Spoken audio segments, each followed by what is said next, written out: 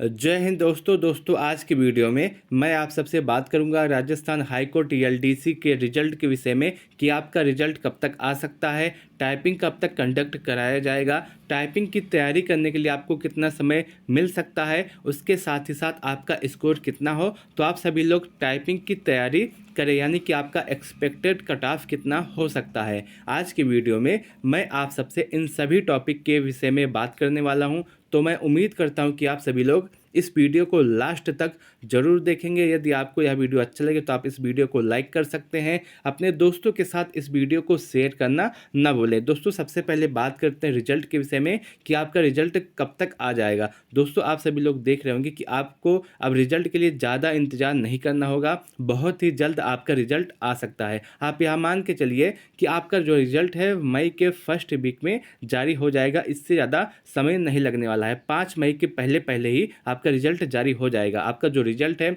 बन के पूरी तरह से तैयार है, बस इसको अपलोड करना है। और आपका रिजल्ट कल भी आ सकता है, उसके बाद भी आ सकता है, यानी कि 5 मई से पहले पहले आपका रिजल्ट जारी हो जाएगा, इसमें कोई भी संदेह नहीं है।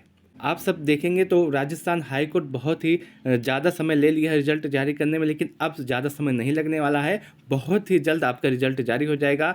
5 मई के पहले पहले आपका जो मई के फर्स्ट वीक में आपका रिजल्ट जारी हो जाएगा। वहीं अगर बात करें कि आपका टाइपिंग कब तक कंडक्ट हो सकता है, टाइपिंग कब तक कराई जाएगी। दोस्तों आप सबको पता होगा कि राजस्थान हाई कोर्ट की जब इससे पहले वैकेंसी आई थी उस समय उसमें रिजल्ट आने के बाद आपको 1.5 मंथ का समय दिया गया था अपने टाइपिंग की तैयारी करने के लिए। लेकिन ऐसा नहीं हो सकता कि इस बार भी 1.5 मंथ का समय दिया जाए अपने आपकी टाइपिंग की तैयारी करने के लिए। इस बार जो मोस्ट चांस है कि वो आपका जून के फर्स्ट वीक में हो सकता है।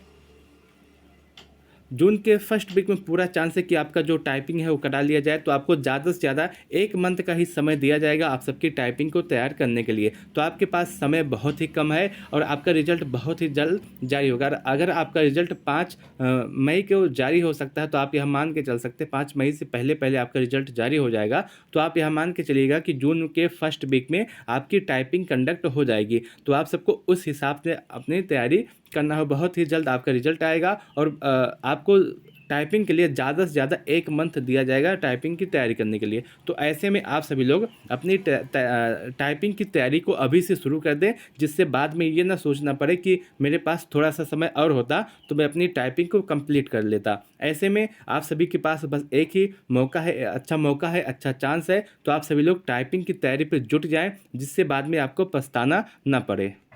उसके साथ साथ आप सबके बहुत ही सवाल ये इस विषय पर भी आए थे कि कितने गुना बच्चों को बुलाया जाएगा। दोस्तों जैसा कि आप सबको पता होगा कि जो आपकी टोटल वैकेंसी है उसकी संख्या 2756 है और इसका 5 गुना बच्चों को बुलाया जाएगा। आप यह मान के चल सकते हैं कि इस बार 13,780 बच्चों को बुलाया जाएगा, इसमें कोई भी संदेह नहीं है। और आपका जो एग्ज़ाम है वो 2 शिफ्ट में हुआ है। और जब कोई भी एग्ज़ाम 2 शिफ्ट या कई दिनों में होता है तो उसमें नॉर्मलाइजेशन होता है। तो आप देखेंगे इस एग्ज़ाम में भी नॉर्मलाइजेशन देखने के लिए मिलेगा और इसमें आप मान के चल सकते हैं कि 5 से 7 नंबरों का नॉर्मलाइजेशन कम से कम देखने के लिए मिल सकता है। अगर वहीं बात करें आपके एग्ज़ाम के कट ऑफ की कि आपका स्कोर कितना हो, तो आप सभी लोग टाइपिंग की तैयारी करें इसके विषय में। अगर बात करें कट ऑफ के विषय में, यदि आप जनरल हैं और आपका स्कोर 195 से लेकर के 200 नंबरों के आसपास है तो आप सभी लोग टाइपिंग की शुरुआत कर दें। अगर आपका स्कोर इससे भी 1-2 नंबर कम है तब भी आप टाइपिंग की शुरुआत कर सकते हैं, क्योंकि अभी नॉर्मलाइजेशन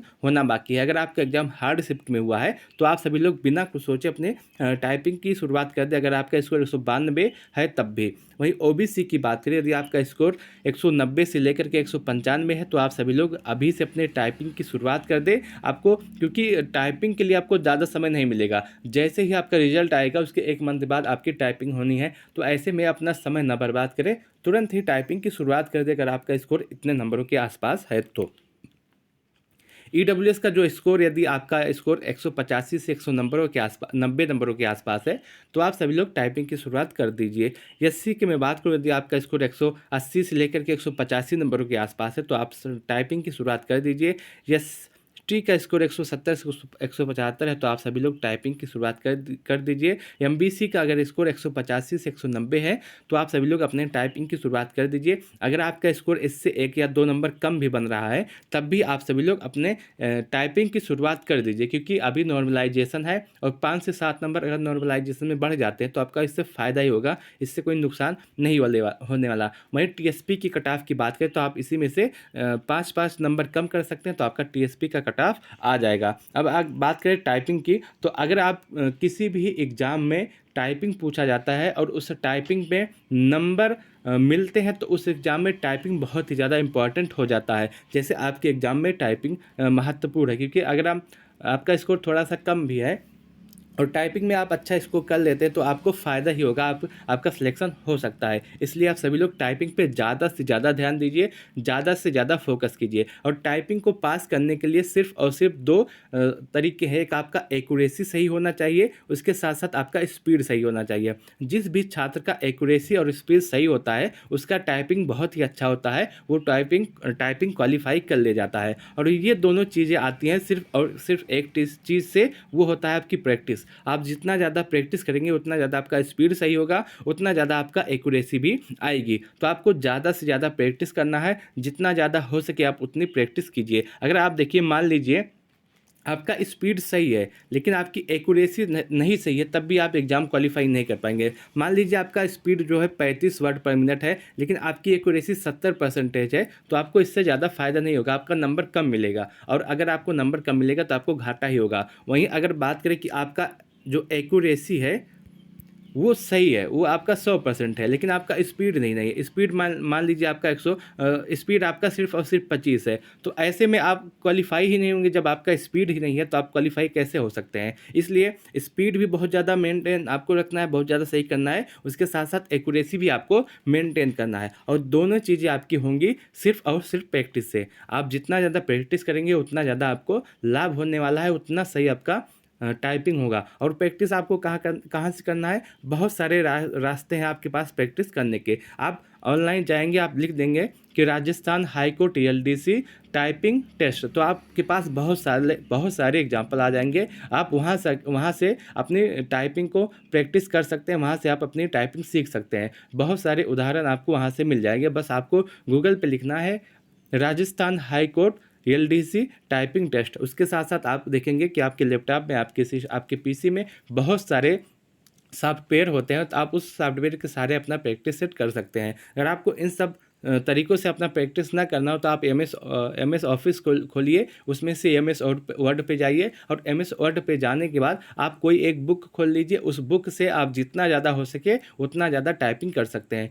बुक के सहारे भी आप अपनी टाइपिंग को कर सकते हैं। तो आपके पास टाइपिंग करने के बहुत सारे रास्ते हैं, बस आपको करना चाहिए। और आपका स्कोर यदि इतने नंबरों के आसपास है तो आप सभी लोग अपनी टाइपिंग को शुरू कर दीजिए। बहुत ही जल्द आपका रिजल्ट आने वाला है और बहुत ही जल्द आपका टाइपिंग भी होगा। आपको टाइपिंग के लिए ज़्यादा समय नहीं दिया जाएगा। मैं उम्मीद करता हूं कि मैं अपनी बातों को सही से आप सबके सामने रख पाया हूँगा। यदि आपको यह वीडियो अच्छा लगा हो तो आप इस वीडियो को लाइक कर सकते हैं, अपने दोस्तों के साथ शेयर कर सकते हैं। यदि आप यूपी एग्ज़ाम से यूट्यूब चैनल पर पहली बार आए हों तो आप इस चैनल को सब्सक्राइब ज़रूर कीजिएगा। वीडियो को लास्ट तक देखने के लिए आपका बहुत बहुत धन्यवाद।